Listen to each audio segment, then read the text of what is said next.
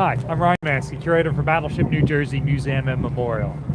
And today's another cold, gray, dreary day in Philadelphia as we watch SS United States get towed out on the first part of one of her final voyages.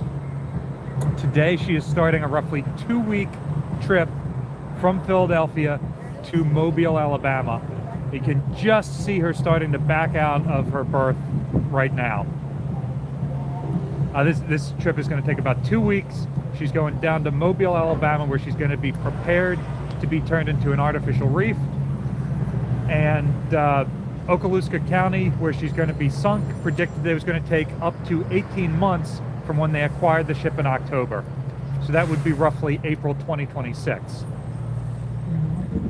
which makes sense doing it next spring. That'll be outside of hurricane season.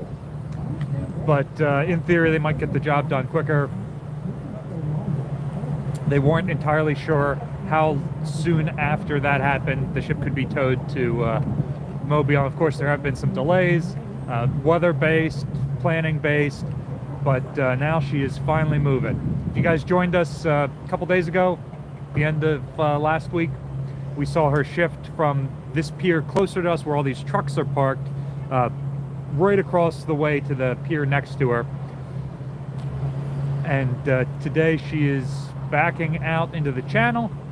Once she's in the channel, we're going to stop the first part of this feed, and she's going to do a 180-degree turn so that she can face bow on towards the Walt Whitman Bridge. 90? About maybe a 90-degree turn, so that she can face bow on towards the Walt Whitman Bridge. Then she's going to transit under that bridge, past the Navy Yard where New Jersey was dry docked, and probably somewhere past the dry dock there is where they will hand the ship off to a larger ocean-going tug. She will not be passing New Jersey.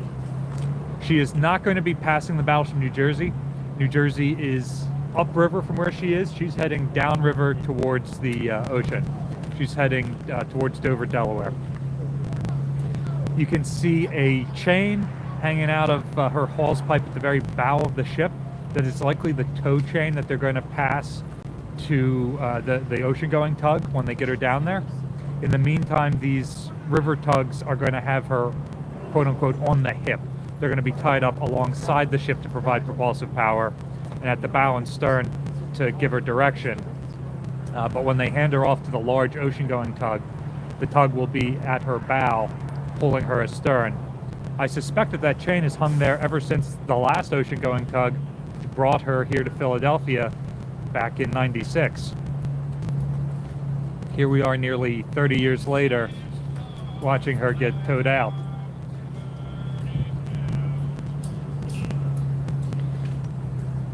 I haven't heard a plan yet if Okaloosa County is planning on putting a new system of coatings on her, or if they're planning on blasting the existing system of coatings off, or if she's going to be scuttled as is. It'll be interesting to see. In theory, they have talked about removing this mast that's above the bridge and at least one, possibly both, of her funnels. Right now, the ship is 175 feet tall from the keel to the top of the funnel, which means that when she sinks, the top of the ship will be 175 feet above the bottom of the ship, which means if you sink her in too shallow water, she's going to be a hazard to navigation. If you sink her in too deep a water, she's not going to be able to provide her new economic function of attracting divers to Okaloosa County.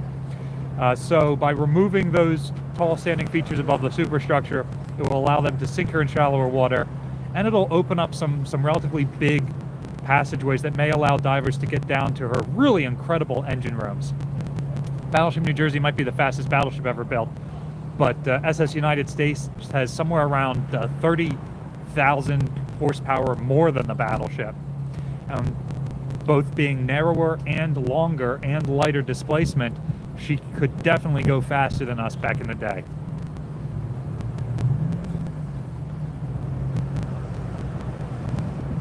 As an artificial reef, she is going to provide a new habitat for wildlife, and she's also going to provide that, like we said before, that economic draw to bring divers down to Okaloosa County. When she is sunk, she will be the largest man-made artificial reef in the world. And she will take that from next door Escanaba County, where the aircraft carrier Oriskany sunk about 20 years ago, currently holds that record. So Okaloosa County's trying to get some of that visitation their own way, and they found a really historically significant vessel to put not too far from Oriskany to make that happen. What's the inside of her look like at this point? We've had some questions about what the inside of SS United States looks like. We've got some videos on that. Make sure you go back on our channel and watch them. But all of her original fittings are gone. It's basically just the bare steel. None of the partition bulkheads are there. None of the furnishings are there. She's very, very empty on the inside. However, what is there is in absolutely fantastic shape. We didn't see any examples of significant corrosion when we were on board, despite her being mixed metal construction. We always hear about modern Navy ships and their mixed metal constructions. For example, the littoral combat ships, and suffering really advanced corrosion and being decommissioned really early. William Francis Gibbs was able to solve that problem back in the early 50s, and even though SS United States has an aluminum superstructure and a steel hull, we saw absolutely zero evidence of mixed metal corrosion and very little evidence of any corrosion at all, which is incredible given that the 1970s was probably the last time she was painted, and a system of coatings is really only designed for 10 years or so.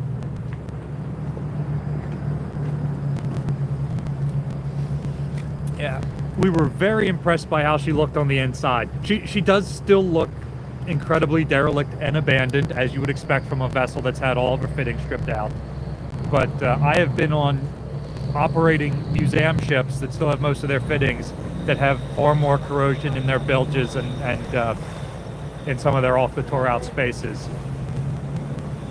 But she is totally stripped. I'm sorry, repeat that? She is totally stripped. There's nothing left. And she is totally stripped. Like on her bridge, none of the original equipment is there. Her ballrooms might have tables that were built into the floor, but all the other furnishings are gone. Her stateroom's completely gone, even the partition bulkheads, even the toilets. Her engine rooms still have much of the original engineering equipment. I understand that Okaloosa County did open her up for some ships to come and get parts. Battleship New Jersey did not participate, but I believe some other ships came and were able to take parts like from their auxiliary diesels and things like that. But besides her engineering plant, she is largely stripped out. And even with her engineering plant, things like her condensers are completely gutted. Looks like she's moved about, probably about 700 feet, maybe about 3/4 of her ship length down the pier. They're still backing her out towards the channel. Again, they're going to pull her stern first, all the way out into the middle of the river, so she's in the deepest part of the shipping channel. Then we assume, based on what they did with New Jersey, then they'll rotate her about 90 degrees, kick her stern towards the Battleship New Jersey and her bow towards the Walt Whitman Bridge, and then start towing her down the river bow first. Again, we assume this. We're not actually associated with the SS United States Conservancy, and we're not in contact with any of the folks that are doing this. We have some great contacts with McAllister Tugs, who did the move of Battleship New Jersey, and last month the move of the aircraft carrier Kennedy. But it is Moran tugboats that's taken the lead on this one, although I understand a couple of McAllister Tugs were subcontracted to participate as well. Each company only has a handful of tugs here on the river, so they often work together on projects like this. Although whichever one is the lead, I imagine, is the one that would have like the captain and the pilot and whatnot on board with all of that. So, but for example, when Battleship New Jersey moved, we had a McAllister tug captain on board who was coordinating his tugs, Captain Joe Benton, and we had a pilot that he's worked with before and his bridge team on board.